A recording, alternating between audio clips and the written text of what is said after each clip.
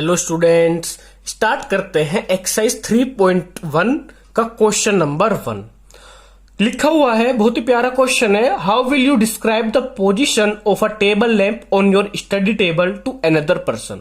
क्या बोला क्वेश्चन ने? क्वेश्चन ने बोला बहुत ही खूबसूरती तरीके से कि अगर आपकी स्टडी टेबल के ऊपर कोई लैंप रखा है तो आप सेकंड पर्सन को जो कैसे किस तरह डिस्क्राइब करोगे अनदर पर्सन को, इसकी लोकेशन। तो मान लो सबसे पहले हम अपनी एक टेबल ही बना लेते हैं, रफ डायग्राम बना लेते हैं। मैंने कहा ये हमारी स्टडी टेबल है, मैं इसकी लेग नहीं दिखा रहा हूं टेबल की, मैंने इसका खाली अपर व्यू लिया है, ठीक है, ऊपर से हमने इसको देखा है। अब मैंने कहा ये हमारी टेबल लैंप रखा है, ठीक है, ये हमारा टेबल लैंप है। अब इसकी लोकेशन हम किस तरह बता सकते हैं किसी भी दूसरे इंसान को? तो भाई हम देखो किस तरह बता सकते हैं। मैंने कहा ये हमारी, देखो आपको देखने से ही लग रहा होगा ये क्या है, लॉन्गेस्ट एज है हमारे टेबल की, और ये क्या है, शॉर्टेस्ट। मतलब ये लंबी एज है, लंबा किनारा है, ये छोटा किनारा है। तो हम ये बता सकते हैं कि अगर मैं यहां के और यहां का डिस्टेंस नापता हूं, मैंने कहा यहां से और यहां तक का हमारा जो डिस्टेंस है वो हमारा 30 सेंटीमीटर है। लेट सपोज मैंने कहा 30 सेंटीमीटर है, और मैंने बोला यहां शॉर्टेस्ट डिस्टेंस अगर मैं इसको बोलूं टेबल लैंप को, तो यहां से यहां तक का हमारा डिस्टेंस है 15 सेंटीमीटर, ठीक है। तो हम इस चीज को किस तरह बता सकते हैं? हम बता सकते हैं, देखो मैं एक स्टेटमेंट लिखूंगा, ध्यान देना। Consider the lamp as a point and table as a plane. हमने कहा जो हमारी टेबल है ना, ये एक प्लेन है, और जिसके ऊपर टेबल लैंप रखा है ये कोई भी एक पॉइंट है प्लेन के ऊपर। अब देखो, अब कोई भी दो परपेंडिकुलर एज ले लीजिए, एक ये और ये एक लिए, देखो चूज एनी, कोई आप इसको, जरूरी नहीं है मैंने ये लिए फ्रंट व्यू, आप इस वाली एज से भी इसकी डिस्टेंस नाप सकते थे, इसमें कोई भी रेस्ट्रिक्शन नहीं है। तो choose any two perpendicular edges of the table. आप कोई भी दो एज ले लीजिए अपने मर्जी के अनुसार। अब क्या करेंगे, अब हमने इसके बाद क्या किया था, मेजर की थी ना, तो देखिए मेजर जो किया है बस उसी चीज को लिखना है। Measure the distance of the lamp from the longer edge, from the longer edge. Suppose, अब हमने क्या कहा, सपोज इट इज 30 सेंटीमीटर, क्योंकि अभी मैंने बोला था ना कि यहां से यहां तक जो हमारी लोंगर एज है 30 सेंटीमीटर आ गई। अगेन बिल्कुल सेम इसी तरह, again measure the distance of the lamp from the shorter edge, ठीक है। अब हम शॉर्टर एज से इसका डिस्टेंस मापेंगे। एंड सपोज इट इज, कितना आया था हमारा, 15 सेंटीमीटर। बहुत बढ़िया, बस इतना काम हो गया। अब देखो, अब हम क्या बता सकते हैं। सो वी कैन या यू कैन, आप कुछ भी लिख दो, we can write the position of the lamp. तो मैं लैंप की पोजीशन कैसे बताऊंगा, ये एक्स एक्सिस और ये वाई मान लेंगे हम। तो एक्स वाले को पहले लिखते हैं, यहां से क्या डिस्टेंस है इसकी 30 सेंटीमीटर, और ये कितनी है 15, 30,15। या फिर मान लो अगर किसी ने यहां, जरूरी नहीं है ऐसे मापियो, किसी ने यहां नापियो, तो उसको हम 30,15 या फिर 15,30 बता सकते हैं, क्योंकि हमने यहाँ पे एक्स एक्सिस और वाई एक्सिस नहीं कहा कि हमारी एक्स है वाई है। हमने क्या बोला, हमने तो इसको लोंगर एज और शॉर्टर एज में डिवाइड किया है। अगर हम इसको कंपलसरी बोलते कि ये हमारी एक्स एक्सिस है, ये वाई, तो इसको जरूर था 30,15 लिखना, पर एक्स और वाई तो हमें मालूम ही नहीं है। तो आप इसको 30,15 या 15,30 कुछ भी लिख सकते हो, डिपेंडिंग, किस चीज के ऊपर डिपेंड करती है चीज, depending on the order we fix. अगर आप दूसरे को बता रहे हो तो आप इस वी की जगह कहां हमने, तो वी यहां पर भी यू लिख सकते हैं, और हमने एक जगह और वी का इस्तेमाल किया था, यहां पर भी आप यू लिख सकते हैं। Question complete. इसी तरह प्यारे की तरीके से क्वेश्चन नंबर 2 की तरफ चलते हैं। तो क्वेश्चन 2 देखने में बहुत खतरनाक है, इतना बड़ा स्टेटमेंट, ओ भाई कैसे होगा।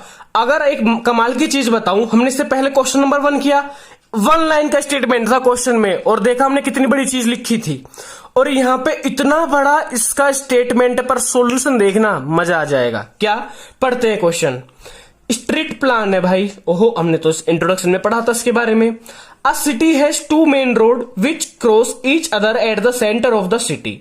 हमारे किसी सिटी में 2 मेन रोड हैं जो एक दूसरे को कट करती हैं किसी एक सेंटर पर। These 2 roads are along the north south direction and east west direction. इतना पढ़ा इतना ही करेंगे कि जो 2 मेन रोड है वो नॉर्थ साउथ और ईस्ट वेस्ट डायरेक्शन है। तो 2 मेन रोड बना लेते हैं भाई। हमने कहा ये एक मेन रोड हो गई नॉर्थ साउथ, इसका नाम लिख देंगे नॉर्थ, और नीचे होता है साउथ। ठीक है भाई। अब दोनों एक दूसरे को कट कर रही है भाई मेन रोड, तो दूसरी क्या होगी हमारी east west, and I am the best. बहुत बढ़िया राइमिंग, ईस्ट वेस्ट भाई। 2 जितना पढ़ा था उतना लिख लिया, 2 मेन रोड हो गई हमारी। आगे पढ़ते हैं।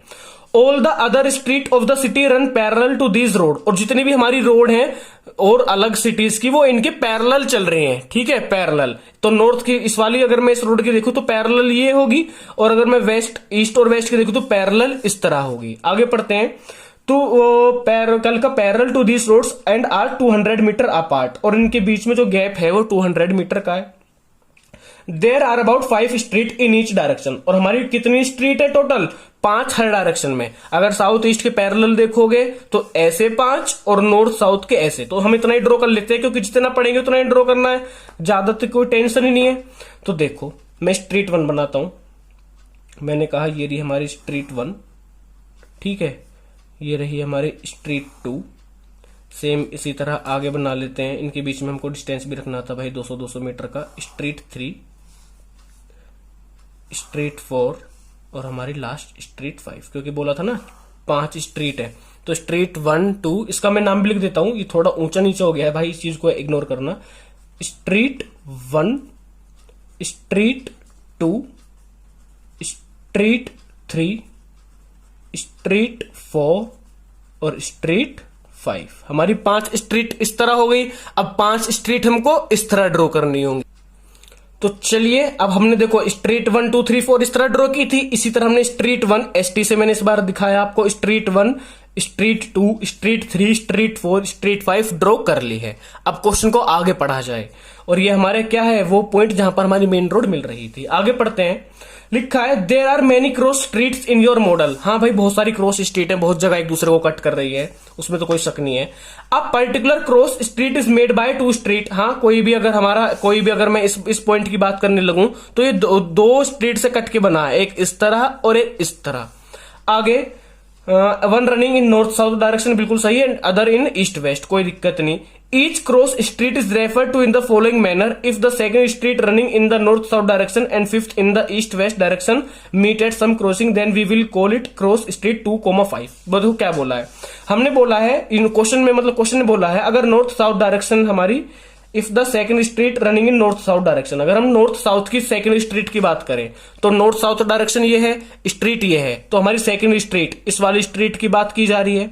आगे बोला है and 5th in east west, और जो 5वीं स्ट्रीट है ईस्ट वेस्ट की, तो देखो 1 2 3 4 5 ये थी हमारी इसकी, तो यहां पर इस स्ट्रीट की बात की गई है। अगर मैं इसकी परपेंडिकुलर ड्रॉ करूं ये और स्ट्रीट 5 की ये, तो कहने की बात है हमारे इस वाले पॉइंट की ये बात कर रहे हैं। समझ आई बात? यही तो हमारा 2,5 होगा। स्ट्रीट 2 नॉर्थ साउथ की, स्ट्रीट 5 ईस्ट वेस्ट की, तो हमारी इस पॉइंट की जिक्र किया गया है, तो उन्होंने बोला उसको हम बताएंगे 2,5। यूजिंग दिस कन्वेक्शन, इसी तरह using this convention find how many cross street can refer as 4,3 और 3,4। सबसे पहले हमको क्या बताना है? 4,3 और फिर बताना 3,4। बहुत इजी, आ जाओ। सबसे पहले मैं लिख लेता हूं 4,3 बताना एक बार, और एक बार 3,4 बताना। तो देखो सबसे पहले 4, स्ट्रीट नंबर 4 ये है, और (3) स्ट्रीट नंबर 3 ये है, तो मतलब इस पॉइंट की हमारी बात हुई है। ये 4,3 हुआ क्योंकि स्ट्रीट 4 स्ट्रीट 3। अब हमको 3,4 बताना। स्ट्रीट 3 ये है और स्ट्रीट 4 ये है, तो स्ट्रीट 3 ये, स्ट्रीट 4 ये, यहां पे एक दूसरे को कट कर रही है, ये 3,4 हो गया। यही क्वेश्चन था। स्टेटमेंट इतना बड़ा और सॉल्यूशन बस हमको ये 2 पॉइंट दिखाने थे। देखो मैंने कहा था ना कि जितना बड़ा स्टेटमेंट उतना छोटा हमारा solution. Question complete. Thank you very much. कोई भी डाउट हो बिल्कुल ना डरे, कमेंट करें, बहुत जल्दी डाउट आपका रिजोल्व होगा।